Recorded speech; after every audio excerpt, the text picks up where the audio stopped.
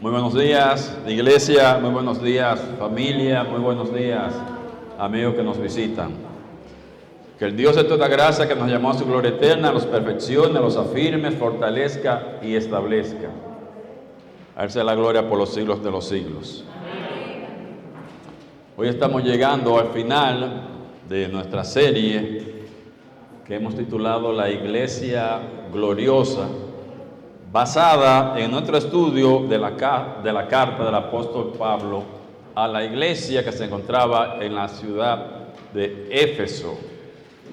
Éfeso es una ciudad que pertenecía a la antigua Asia Menor, llamada Asia Menor, y que hoy corresponde a Turquía. Durante las últimas 11 semanas, Pablo nos ha dicho, o sea, tanto a los efesios como a nosotros mismos, que la iglesia fue el instrumento que Dios escogió desde antes de la fundación del mundo para bendecirla con bendiciones espirituales, para que la iglesia a su vez le llevara gloria, honra y honor a su nombre. En el Antiguo Testamento la iglesia era un misterio, o sea, era algo no revelado. No aparece la palabra iglesia en el Antiguo Testamento, eso era un misterio. Jesús la menciona por primera vez en Mateo 16, 18, cuando Pedro le hace la declaración, hace la confesión de que Él es el Cristo. Entonces Jesús le dice a Pedro: y yo también te digo que tú eres Pedro, y sobre esta roca edificaré mi iglesia, y las puertas del Hades no prevalecerán contra ella. O sea, eso muestra que la iglesia era algo futuro, era algo futuro, era algo que estaba en la mente, en los planes, en los propósitos de Dios desde antes de la fundación del mundo. Pero obviamente no existía en los tiempos del Antiguo Testamento, pero sí existía en la mente de Dios, en el corazón de Dios. Y Pablo le dice a esta iglesia, les revela ese misterio. La iglesia era un misterio, entonces Pablo les revela a los efesios ese misterio, eso que había recibido directamente y personalmente de Cristo mismo. Fue quien le dio esa revelación a Pablo, y él se la comparte a los efesios. Y les dice que la iglesia es un cuerpo formado tanto por gentiles como por judíos, pero que los dos, ambos grupos, se salvan de la misma manera, porque Dios salva de una sola manera a todo el mundo, desde Adán.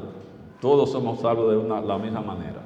Entonces ese cuerpo está formado tanto por judíos como por gentiles, que son salvos de la misma manera. Él les dice en Efesios 2, 8 y 9, como por gracia, por medio de la fe. Tanto judíos como gentiles, sin ningún tipo de obras meritorias. Y ese propósito de salvarlo, para ponerlo en la iglesia, esa persona, el propósito entonces se lo dice en el 2.10, de Efesios 2.10, le dice para buenas obras, que caminen en esas buenas obras que Dios de antemano había preparado para la iglesia, para que la iglesia camine en esas obras que Dios había preparado, para que de esa manera, o sea, caminando de esa manera, viviendo de esa manera, entonces pueda Dios recibir la gloria, por ver la iglesia, por ver cada un miembro de la iglesia caminando en unidad, caminando en santidad, caminando en amor, caminando en luz, caminando en sabiduría, le va a llevar gloria a Dios. Entonces, eso nos lo menciona en los versículos de aplicación, de 4 al 6. Dice que debemos vivir, andar De esa manera él va a terminar la carta diciendo cómo permanecer firme. ¿Cómo permanecer firme? Ya les he dicho que deben vivir en unidad, en santidad, en amor, en luz, en sabiduría.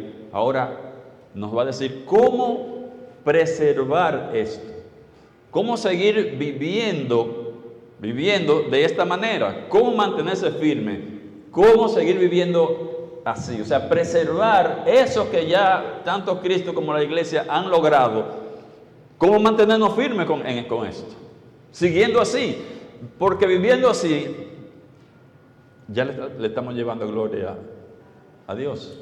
Entonces, Él nos ha dicho cómo debemos vivir. Ahora nos va a decir cómo mantenerse viviendo así.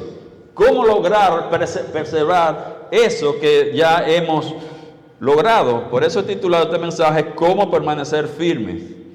Y vamos a estar viendo ya el último párrafo del cuerpo de la carta, desde Efesios capítulo 6, a partir del verso 10 hasta el 24.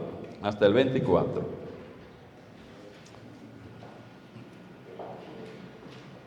Vamos a leer. Leemos en el nombre del Padre, del Hijo y del Espíritu Santo. Por lo demás, hermanos míos, fortaleceos en el Señor y en el poder de su fuerza. Vestíos de toda la armadura de Dios para que podáis estar firmes contra las acechanzas del diablo. Porque no tenemos lucha contra sangre y carne, sino contra principados, contra potestades, contra los gobernadores de las tinieblas de este siglo, contra huestes espirituales de maldad en las regiones celestiales. Por lo tanto, tomad toda la armadura de Dios para que podáis resistir en el día malo y habiendo acabado todo, estar firmes. Estad pues firmes, ceñidos vuestros lomos con la verdad y vestidos con la coraza de justicia y calzados los pies con el apresto del evangelio de la paz. Sobre todo, tomad el escudo de la fe con que podáis apagar todos los dardos de fuego del maligno y tomad el yelmo de la salvación y la espada del Espíritu, que es la palabra de Dios, orando en todo tiempo con toda oración y súplica en el Espíritu y velando en ello con toda perseverancia y súplica por todos los santos y por mí, a fin de que al abrir mi boca me sea dada palabra para dar a conocer con denuedo el misterio del Evangelio, por el cual yo, embajador en cadena, por lo cual soy embajador en cadena, que con denuedo hable de él como debo hablar, para que también vosotros sepáis mis asuntos y lo que hago. Todo os lo hará saber Tíquico, hermano amado y fiel ministro en el Señor, el cual envía a vosotros para esto mismo, para que sepáis lo tocante a nosotros y que consuele vuestros corazones. Pase a los hermanos y amor con fe de Dios Padre y del Señor Jesucristo. La gracia sea con todos los que aman a nuestro Señor Jesucristo con amor inalterable. Amén. Gracias, Señor, te damos por tu fidelidad, por tu misericordia. Gracias porque cada mañana al despertar sabemos que podemos contar contigo. Te damos gracias, mi Dios, por la carta a los Efesios. Te damos gracias, Señor, por las enseñanzas que hemos recibido de esta carta. Ayúdanos a aplicarla en nuestras vidas, a fijarla, a guardarlas en nuestros corazones y en nuestras mentes para poder utilizarla en los momentos de necesidad, en los momentos de ataques espirituales. Gracias por este tiempo, por esta mañana, Señor. Gracias porque tenemos un lugar donde congregarnos. Te pedimos perdón por nuestros pecados. Reconocemos que como iglesia no siempre hacemos tu voluntad. Sabemos que pecamos como personas. A veces que tenemos conciencia de nuestros pecados, a veces no tenemos conciencia, hacemos cosas que tal vez no pensamos, que no nos damos cuenta que estamos pecando. Te pedimos perdón por esos pecados. de los que estamos conscientes que hemos cometido. Perdónanos, Señor, y límpianos, Señor, de toda maldad, de todo pecado que hemos cometido sin tener la conciencia. Límpianos, Señor, para poder seguir caminando en tu luz admirable. Prepara nuestros corazones en esta mañana para poder recibir tus enseñanzas, para poder recibir tus principios y sobre todo poder aplicarlos en nuestras vidas. Oramos en el nombre que es sobre todo nombre, en el nombre de Jesús. En el nombre de Jesús. Pablo comienza este párrafo, esta porción en el versículo 10, diciendo: por lo demás, hermanos míos, fortaleceos en el Señor y en el poder de su fuerza. De aquí podemos notar en este versículo que el creyente puede fortalecerse no solamente de la persona de Dios. Fortaleceos, él dice, fortaleceos en el Señor. Pero también, aunque podemos fortalecernos en la persona del Señor, Él también dice, y en el poder de su fuerza.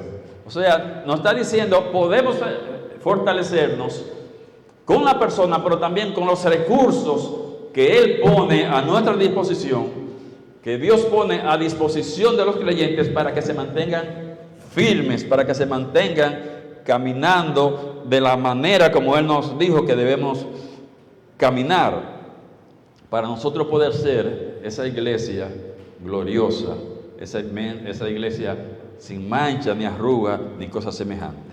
Así que en esta parte, en este pasaje, vamos a estar estudiando, discutiendo el uso que el creyente puede dar a los recursos que Dios pone a su disposición para ayudarla a permanecer firme contra la fuerza del mal. En esta lucha que tenemos contra la mafia del mal, Él nos da recursos.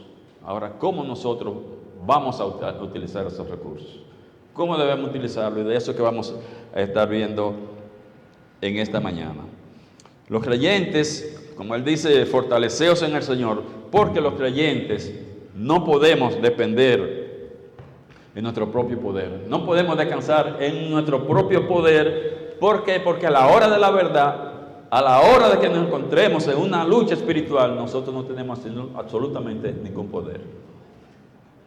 Por eso tenemos que confiar, por eso tenemos que depender del poder de Dios. Ese poder que viene a nosotros, que está a nuestra disposición a través de nuestra unión con Cristo. Por nuestra unión con Cristo, ahora nosotros sí tenemos y podemos disponer del poder de Dios.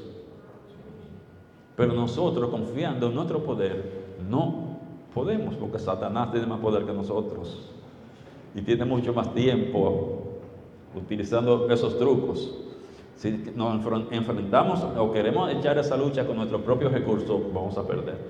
Pero por eso Dios nos da de su poder, de sus recursos, para que nosotros podamos salir victoriosos en esta lucha. ¿Cuáles son esos recursos que nos ayudan a estar firmes contra la fuerza del mal? ¿Cuáles son esos recursos? ¿Cómo podemos permanecer firmes? Entonces Pablo nos da dos recursos. Aquí nos menciona dos recursos.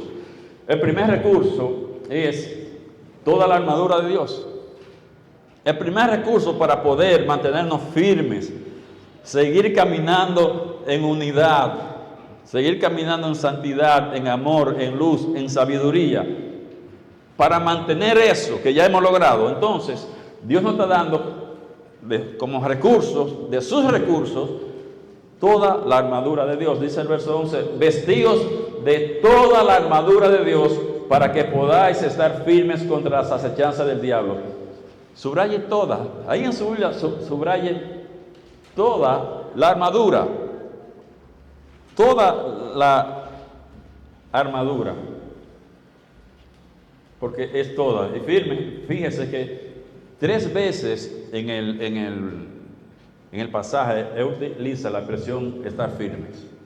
Estar firmes, estar firmes. 3 veces nos está llamando a mantenernos firmes. Eso hay que tenerlo en cuenta a la hora de que queremos entender, interpretar este pasaje. Pablo está dando un mandato, un imperativo. Vestíos, está mandando. O sea, Él está diciendo que el creyente es responsable de ponerse toda la armadura de Dios. Dios no te la va a poner, te está mandando a que te la ponga. O sea, es responsabilidad nuestra ponernos esa armadura que nos están regalando, nos están poniendo esto para que nos defendamos. Es responsabilidad. Y mire que la armadura es la armadura de Dios, no es la nuestra. Es toda la armadura de Dios. Y mire que dice que debe ser, primero, que es de Dios. Segundo, que debe ponérsela completa. Toda la armadura. Si se pone una sola parte, entonces usted va a permanecer vulnerable. Si usted se pone la coraza, pero no se protege la cabeza, usted perdió. Si le rompen la computadora, ahí que acabó todo. Entonces hay que ponerse completamente la armadura, no una parte.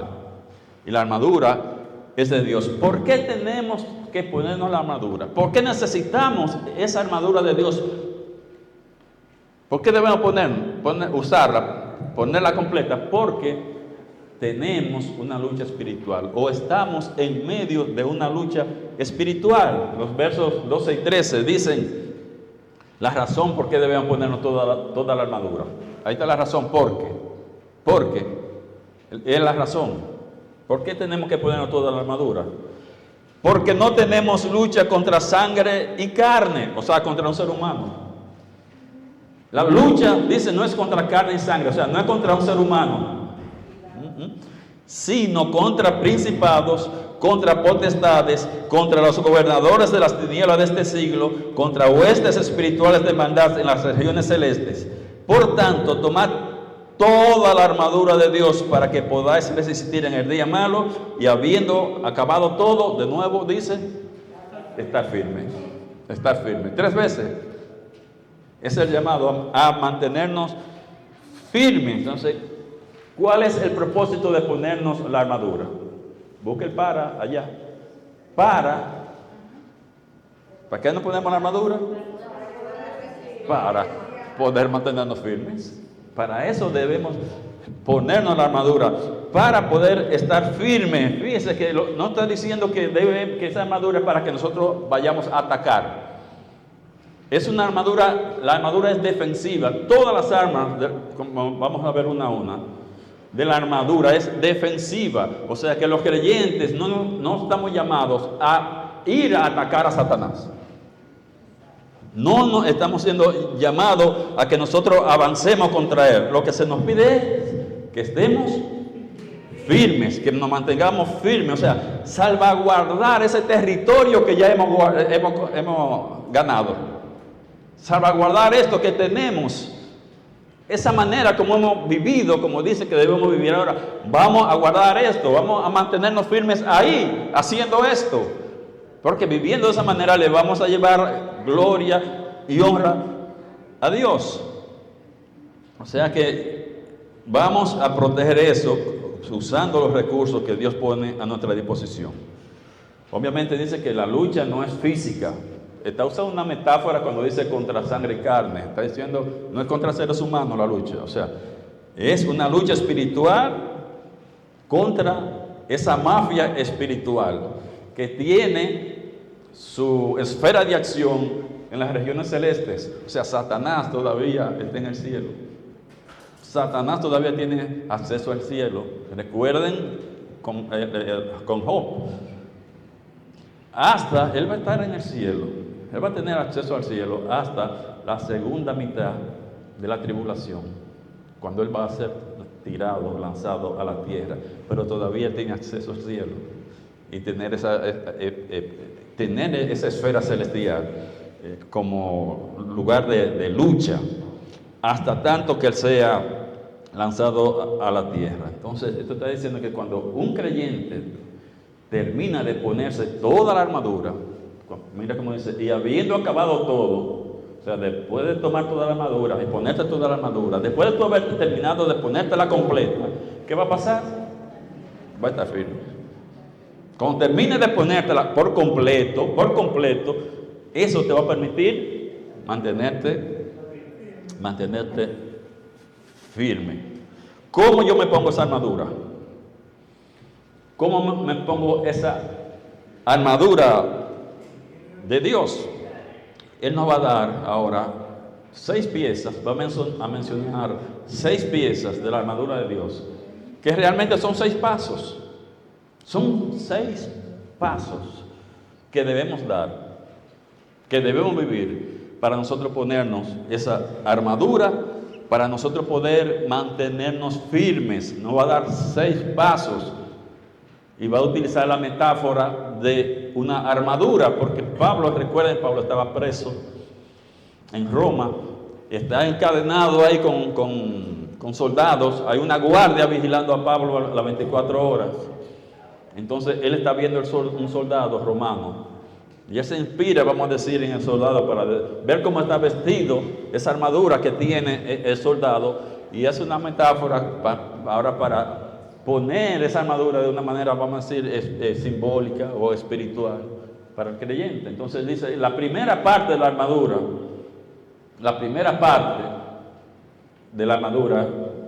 ¿cómo nos las ponemos? Es viviendo en integridad. Viviendo en integridad. Él dice, estad pues firmes, ceñidos vuestros lomos con la verdad. Ceñidos vuestros lomos con la verdad. Antes de un soldado ponerse toda la armadura, lo primero que se ponía era un cinturón, no una correa, un cinturón. Piensen ahora en el cinturón que se pone un carpintero cuando va a trabajar, se pone un cinturón y aquí engancha el martillo y aquí engancha tal cosa, o un policía. Él tiene su ropa, pero se pone un cinturón, y en ese cinturón que pone, ahí pone la pistola, ahí pone la macana, aquí pone un radio, aquí pone una bomba lacrimógena, y así en ese cinturón pone otra parte de la armadura. Así era el soldado romano.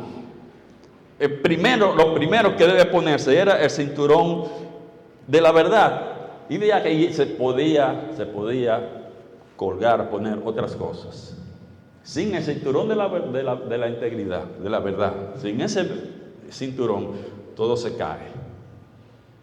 Si no tienen ese cinturón de la verdad, o sea, cuando él dice el cinturón de la verdad, ¿qué está diciendo con eso? Se refiere no a la verdad del Evangelio, sino a la verdad subjetiva, sino a esa integridad, a la verdad santificante, podríamos decir.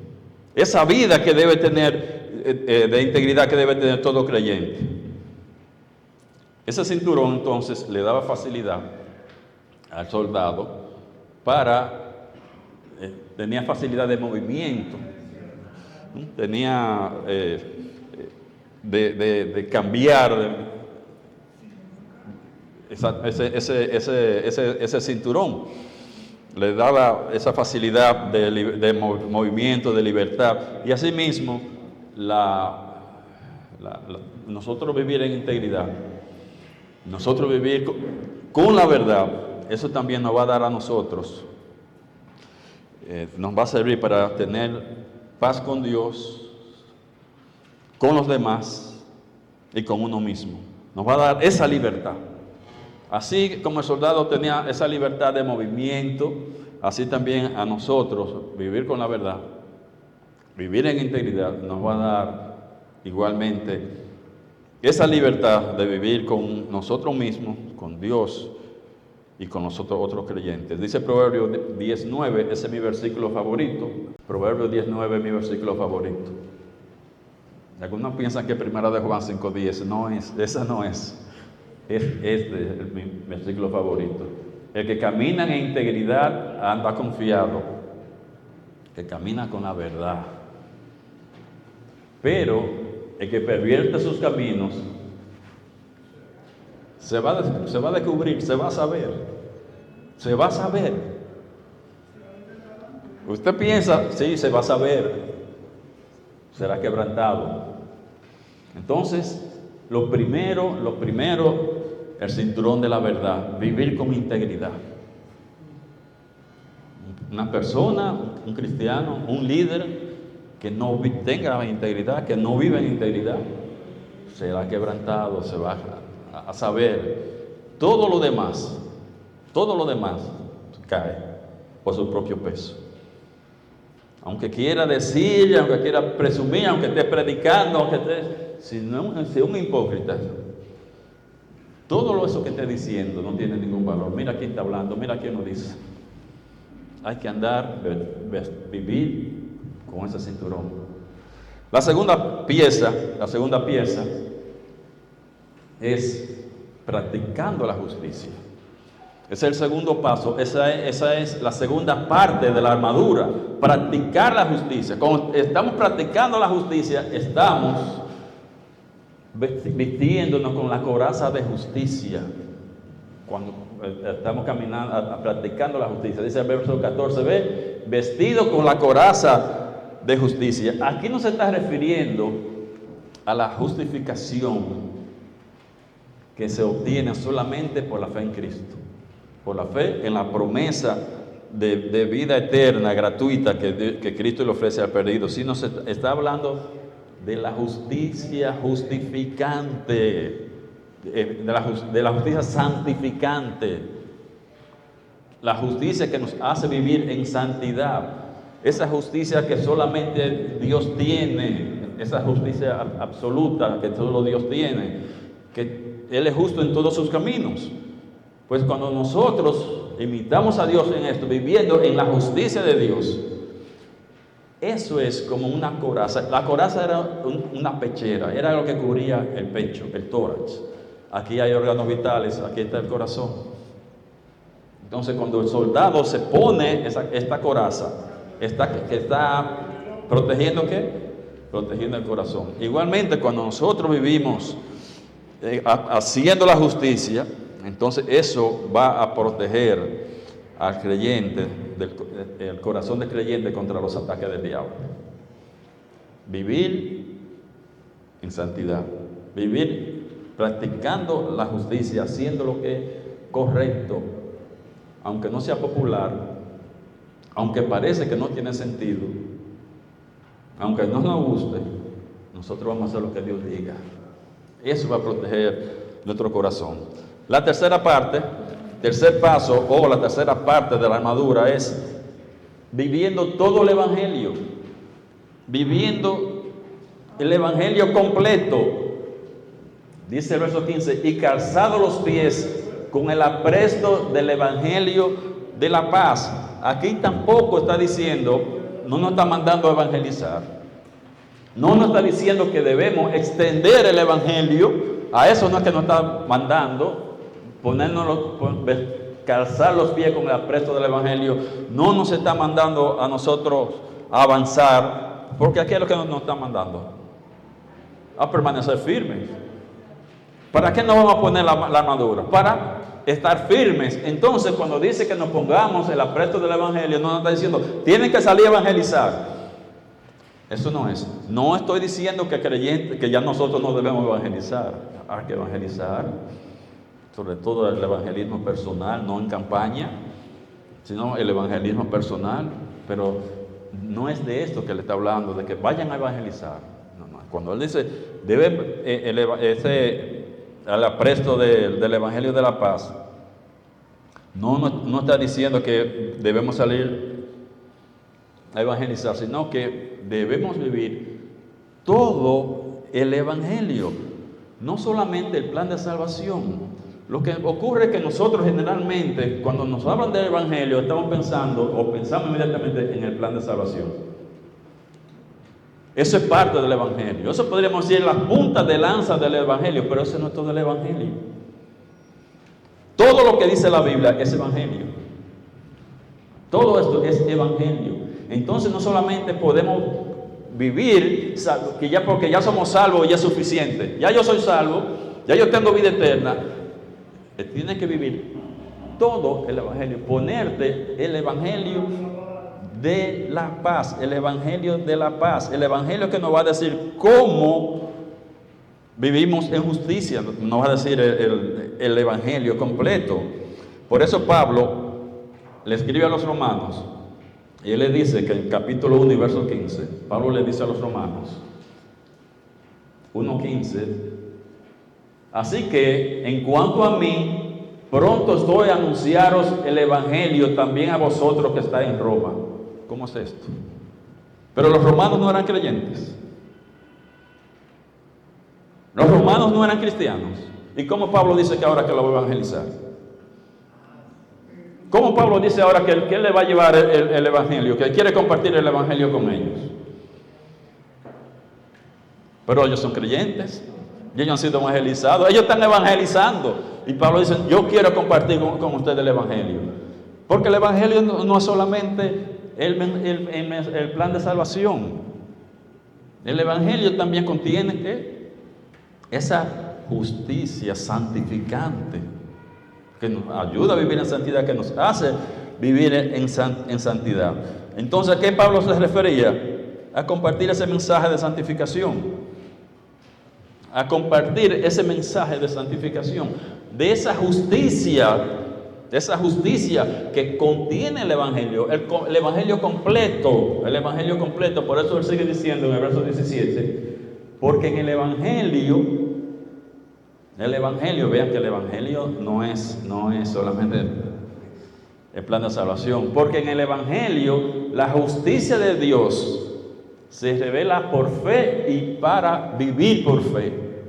Ese para fe y para fe, está diciendo, y para vivir por fe, en todo lo que Dios ha mandado, en todo lo que Cristo dijo, confiar en esto, vivir por fe, para vivir con fe, como está escrito que para vivir por fe, mas el justo por la fe vivirá.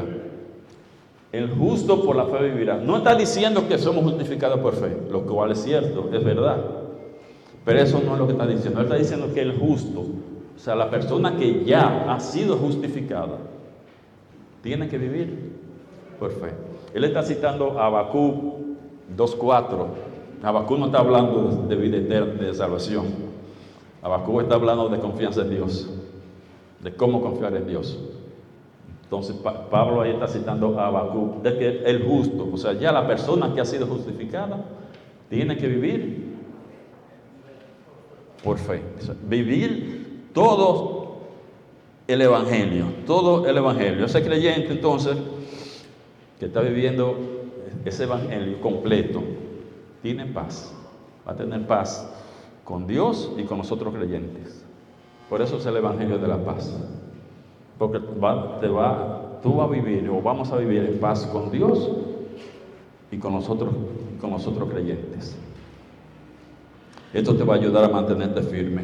No tener paz con Dios, no sentirte en paz con Dios, o no sentirte en paz con otros creyentes. Que cuando tú vienes aquí y dices, ay, me encanta porque aquí me siento amada, pues me siento valorado, porque yo aquí... Pero cuando usted viene y siente rechazo, eso no le va a dar firmeza. Cualquiera deja esto y se va. Entonces, tener paz, el Evangelio de la paz, pero es el Evangelio completo, no el plan de salvación solamente. La cuarta parte es que debemos confiar en todas las promesas de Cristo. Ese es el yelmo de la salvación. Ese ponernos el yelmo de la salvación, o sea, confiar en todas las promesas de Cristo. Verso 16, y tomad el yelmo de la salvación y la espada del Espíritu, que es la palabra de Dios. O sea, la parte B, tomad el yelmo de la salvación. Tomad el yelmo de la salvación, el escudo de la fe. El cuarto es el verso 16, sobre todo tomad el escudo de la fe. El cuarto, tomad el escudo de la fe.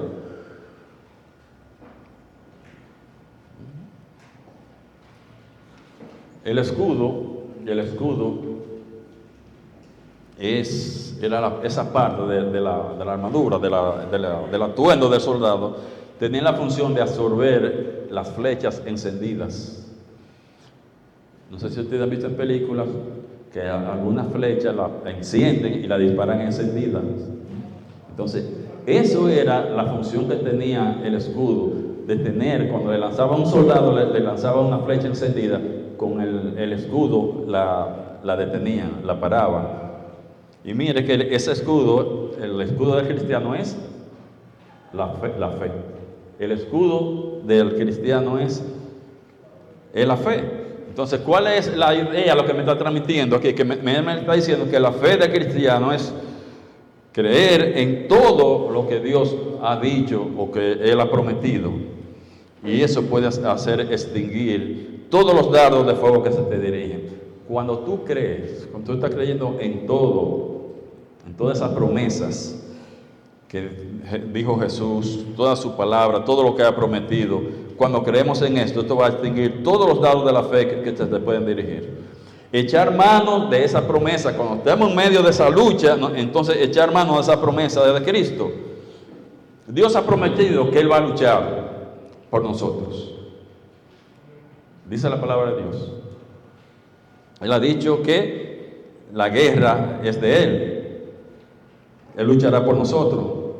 Entonces, por esa fe es nosotros enfocarnos en esa promesa de Dios, enfocarnos en Dios, de que Él va a luchar por nosotros, de que mía es la batalla.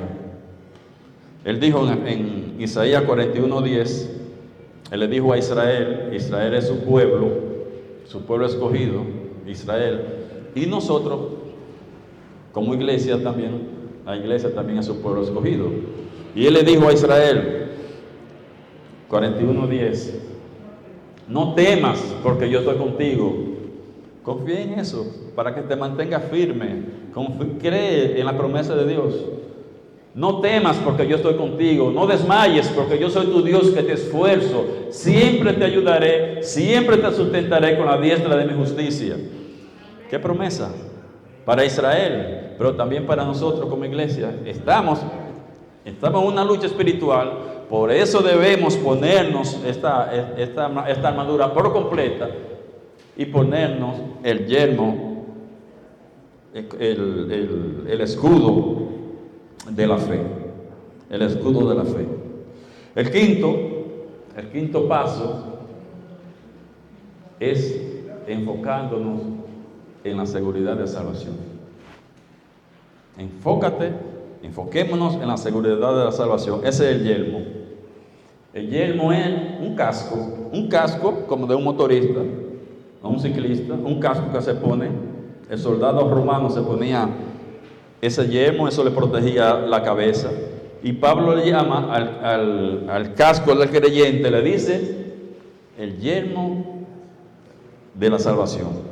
Cuando nosotros nos enfocamos, cuando el creyente se enfoca en lo que nosotros tenemos en Cristo como resultado de nuestra salvación, cuando nos enfocamos todo lo que tenemos en Cristo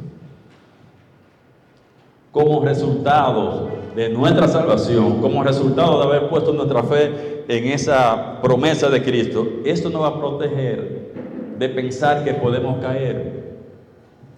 Si nosotros tenemos la duda de si podemos mantenernos de pie o no, si podemos caer o no, si podemos perder la salvación o no la podemos perder, eso no nos va a dar estabilidad en la lucha, no puede hacer caer. Pero enfocarnos en todo lo que tenemos por nuestra salvación, todo lo que tenemos, esto sí nos va a ayudar a mantenernos firmes. Cuando somos salvos, cosas que ocurren, que obtenemos inmediatamente. Primero, una de las cosas, son muchas, pero una de ellas es que somos inscritos en el libro de la vida. Inmediatamente somos inscritos en el libro de la vida. Después que somos inscritos, no podemos ser borrados. Si usted piensa que la salvación se puede perder, no se puede perder. La primera cosa que ocurre, o una de las cosas, porque ocurren simultáneamente, es que somos inscritos en el libro de la vida. Si la salvación se puede perder, significa que si usted peca, lo borran. Y usted confiesa, y usted se arrepiente y vuelve a un crimen. Pero usted vuelve y peca más tarde, y vuelve y lo borran. Dios no va a tener tiempo para otra cosa. Conmigo tiene suficiente para estar escribiendo y borrando, escribiendo. Eso no, te inscribieron en el libro de la vida y te quedaste así. Ya, para siempre. Pero también nosotros somos sellados con el Espíritu Santo. Ese sello habla de dos cosas: de propiedad, somos propiedad de Dios, y segundo, de seguridad. Ese sello es hasta la redención de este cuerpo. Ese sello, eso no se puede quitar, eso no va a pasar. Otra cosa que ocurre es la regeneración, somos creados de nuevo, ocurre un nuevo nacimiento, ya somos una nueva criatura. Entonces, después que usted nace, eso no se puede deshacer, no se puede desnacer. Se nace físicamente una vez, se nace espiritualmente una sola vez. Entonces, esas son cosas que tenemos por la salvación. Ponte el yelmo de la salvación, piensa en todo lo que tú tienes, y eso te va a dar seguridad en la batalla. Entonces, somos moradas del Espíritu Santo, y Jesús dijo que el Espíritu Santo iba a estar con nosotros siempre. Para siempre, no por un rato, no mientras yo esté portándome bien. Y cuando me porto mal, el Espíritu se va. El Espíritu Santo está para siempre, para siempre. Y el Espíritu Santo nos bautizó, nos puso en la iglesia para siempre. Entonces, ese es el yelmo de la salvación. Piensa todo lo que tú tienes. Yo pensar, mira, que yo no estoy seguro de si yo perdí la salvación, o si yo la puedo perder en esta lucha, pero yo tal vez la perdí. O que yo no la tuve. Pero yo saber que yo estoy en una lucha y yo no sé por lo que estoy luchando, pues yo me voy. Yo dejo esto. Ahora, yo saber que pase lo que pase, yo tengo mi salvación asegurada, eso me va a mantener firme en la lucha. Firme en la lucha. Pero si yo no sé si yo la perdí ya, o si yo no la tengo, ¿para qué yo estoy luchando? Entonces, eso te va a dar seguridad. El yelmo de la salvación. Y por último, debe usar toda la palabra de Dios. Eso nos va a ayudar a usar la palabra de Dios. Y la espada del Espíritu, que es la palabra de Dios. En la sexta parte de la armadura. La espada es la única arma que puede ser ofensiva. Es una arma que puede ser ofensiva, pero también es un arma defensiva. La espada sirve para atacar, pero también para defenderse. Cuando le tiran con una espada, pues con una espada usted rechaza un golpe de espada, de otra espada. Entonces es un arma ofensiva y defensiva. En este contexto debemos verla, entenderla como un arma defensiva. ¿Por qué? Porque a lo que se nos manda es a estar firme, no a atacar. Un arma es a defendernos, eso que hemos logrado, mantenerlo. Entonces debemos ver el arma como defensiva. Jesús usó la palabra de Dios. ¿Y cómo la usó? De una manera defensiva. Cuando Satanás lo tentó, ¿qué le decía? Escrito está. Usó la palabra de la espada. Usó la palabra que él claramente dice en qué consiste la espada. Es la palabra de Dios. Él especifica cuál es la espada del Espíritu. Cuando dice la espada del Espíritu, es que viene del Espíritu, que procede del Espíritu, que es el Espíritu que la da. La palabra de Dios inspirada por el Espíritu Santo. Utilizar esa palabra que viene del Espíritu, la espada del Espíritu, de ahí viene del Espíritu. Y Jesús lo utilizó como una arma defensiva. Cada vez que en la tentación del desierto, que Satanás lo atacaba, decía, escrito está. De una manera defensiva, Hebreos, el autor de Hebreo, utiliza esa misma metáfora de comparar la palabra de Dios con una espada. Hebreo también, el autor de Hebreo dijo en el 4:12 de Hebreo, porque la palabra de Dios es viva y eficaz, y más cortante que toda espada de dos filos, y penetra hasta partir el alma y el espíritu, las coyunturas y los tuétanos, y discierne los pensamientos de las intenciones del corazón. Si usted como creyente quiere mantenerse firme, usted tiene que conocer y aplicar la palabra de Dios. Las verdades y principios que están en la Biblia, conocerla y aplicarla. Entonces, a usted le están dando una Biblia, en su manual, usted tiene que conocerla. Tiene que oírla, leerla, meditarla estudiarla, memorizarla y por fin, al final, aplicarla. Pero tiene que conocerla. Es tu espada. Es tu espada. Si tú no tienes espada, tú no estás vestido completo. No tienes toda la armadura si tú no tienes la espada. Entonces, va a estar vulnerable. Tiene que estudiar la Biblia, tiene que conocer la Biblia. Estamos en una batalla, por eso necesitamos protegernos todos los flancos, por todas partes, ponernos la armadura completa, lo que Dios nos ha provisto. Ese es el primer recurso. El segundo recurso que Dios nos da para mantenernos firmes, aparte de la espada, es la oración. Ese es otro recurso que Dios nos da. Versos 18 y 20. Orando en todo tiempo, con toda oración y súplica en el Espíritu, y velando en ello con toda perseverancia y súplica por todos los santos, y por mí, a fin de que al abrir mi boca me sea dada palabra para dar a conocer con denuedo el misterio del Evangelio, por el cual yo soy embajador en cadenas, que con denuedo hable de él, como debo hablar. La oración, mis hermanos, es el segundo recurso.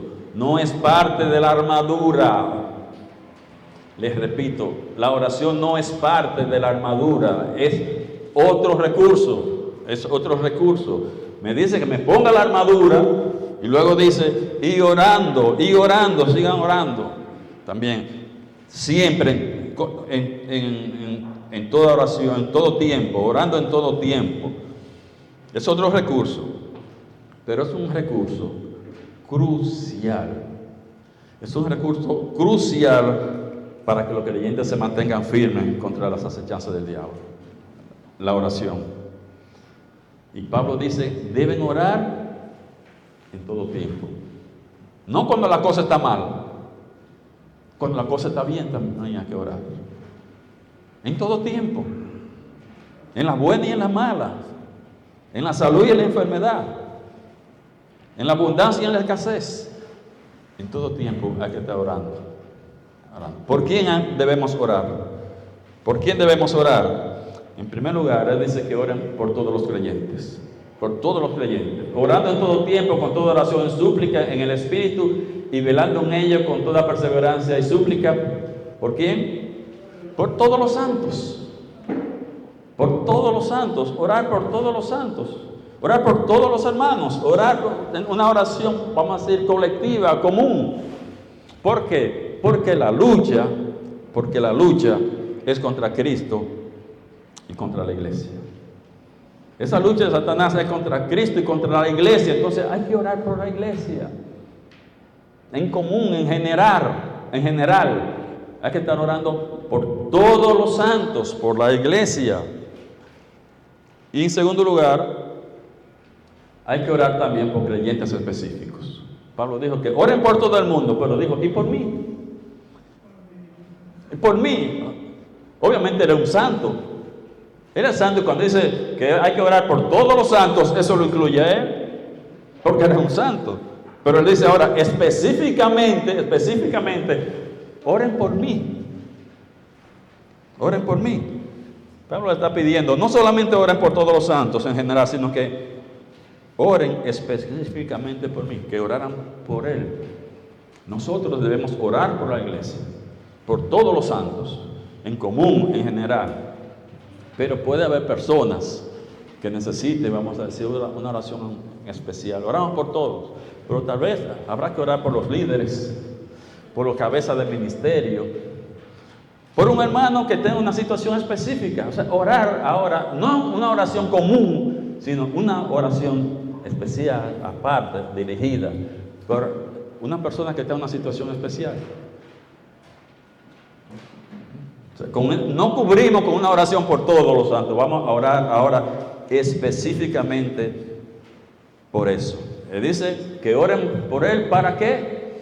Para dar a conocer el misterio del Evangelio. Él no está diciendo que oren por él para él llevar el mensaje del Evangelio. Eso no es lo que está diciendo. Para dar a conocer con denuedo el misterio del Evangelio. Recuerde que esa carta fue escrita con Pablo preso en Roma. Él iba a comparecer ante César a un juicio, iba a ser juzgado, porque los romanos veían a los cristianos como una secta del judaísmo. Pensaban que los romanos eran una secta de los judíos, mientras que los judíos consideraban a los cristianos como herejes. Ese es un grupo de herejes. Entonces, ¿cuál era el misterio de Pablo? El misterio del Evangelio. Recuerden en toda la carta cuál era el misterio. Que la iglesia era un cuerpo formado por judíos y gentiles, que se salvaban de la misma manera. Esos dos grupos unidos en un solo cuerpo, ese era el misterio, le dijo tanto a los efesios como a los gálatas. Pues eso es lo que él va a hablar ahora, porque de eso se le estaba acusando. Ahora, Pablo está diciendo que le oren para que yo tenga valor y hablar con claridad y decir que los cristianos no somos ni una secta de los judíos, pero tampoco somos un grupo de herejes. Nosotros somos un cuerpo nuevo, un cuerpo diferente. Somos la iglesia, ahora somos el cuerpo de Cristo. Oren por eso, para dar ese misterio que Pablo iba a dar a conocer. No está diciendo que oren para que yo pueda seguir evangelizando, sino que va a juicio a orar, a explicarle, miren, nosotros no somos ni esto ni aquello. Nosotros somos el cuerpo de Cristo. Un cuerpo nuevo. Y ahí termina el cuerpo de la carta. Ahí termina la carta, el cuerpo. Ya los versículos que restan del 21 al 24 tratan los saludos y despedida ya de Pablo.